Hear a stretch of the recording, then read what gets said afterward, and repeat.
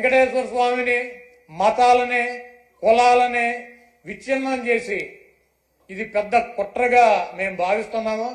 దీని మీద ఎటువంటి ఎంక్వైరీ అయినా సిద్ధంగా ఉన్నామని చెప్పి జగన్మోహన్ రెడ్డి గారు సుప్రీంకోర్టు న్యాయమూర్తికి ప్రధాన న్యాయమూర్తికి లేఖ రాశారు. అదేవిధంగా ప్రధానమంత్రికి లెటర్ రాశారు. మీరు ఎటువంటి విచారణ జరిపినా వైఎస్ఆర్ కాంగ్రెస్ పార్టీ మేము సిద్ధంగా ఉన్నామని చెప్తే సిట్ అని చెప్పి ఈయన సిట్ అంటే కూర్చున్నవాడు, స్టాండ్ అంటే నిల్చున్నవాడు ఒక ఆఫీసర్ని వేశాడు. ఏం రాస్తాడు? లోకేష్ దగ్గరికి ఈయన దగ్గరికి వెళ్ళి ఏం రాయమంటారు సార్ అని చెప్పి అడిగి రాస్తారా సిట్ రిపోర్టు?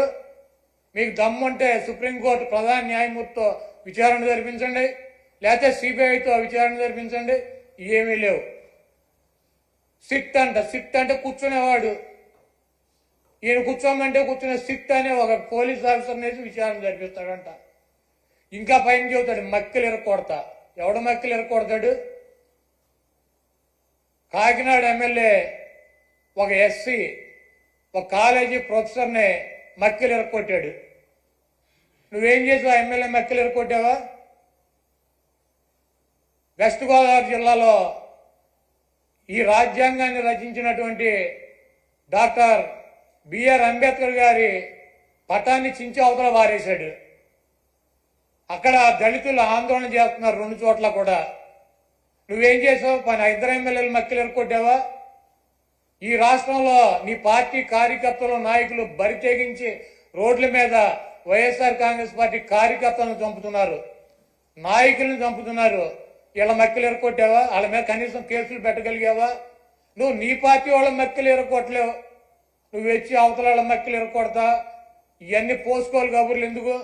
నీకు దమ్ముంటే నీ పార్టీలో జరుగుతున్నటువంటి అక్రమాలు, నీ పార్టీ ఎమ్మెల్యేలు నీ పార్టీ కేడర్ చేస్తున్నటువంటి దుర్మార్గాలనే అరికట్టు, వాళ్ళ మీద చర్యలు తీసుకో.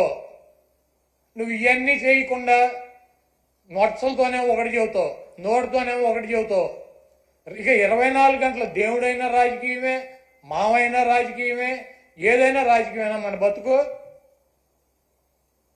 కాబట్టి చంద్రబాబు నాయుడు చేసినటువంటి ఈ దుర్మార్గానికి, వెంకటేశ్వర స్వామి మీద ఆయన ప్రసాదం మీద జరిగినటువంటి బురదకి ఆ స్వామిని క్షమించమని చెప్పి ఈ చేసినటువంటి చంద్రబాబు చేసినటువంటి ఈ దుర్మార్గానికి, ఈ పాపానికి ఏమన్నా శిక్ష వేస్తే ఆయనకి వేయండి కానీ రాష్ట్ర ప్రజలకు కానీ.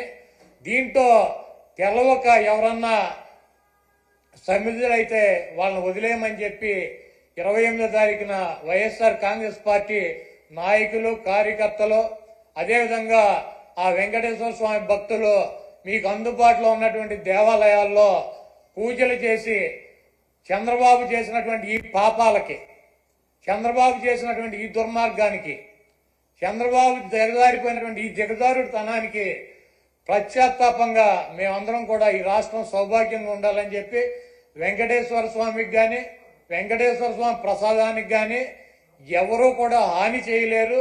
అది చెయ్యాలన్నటువంటి తలంపు వచ్చినా కూడా, చెయ్యవసరంలో తలంపు వచ్చినా కూడా ఆ స్వామే చంద్రబాబు కన్నా మహిమ ఉన్నవాడు, చంద్రబాబు కన్నా ఎక్కువ అధికారం ఉన్నవాడు.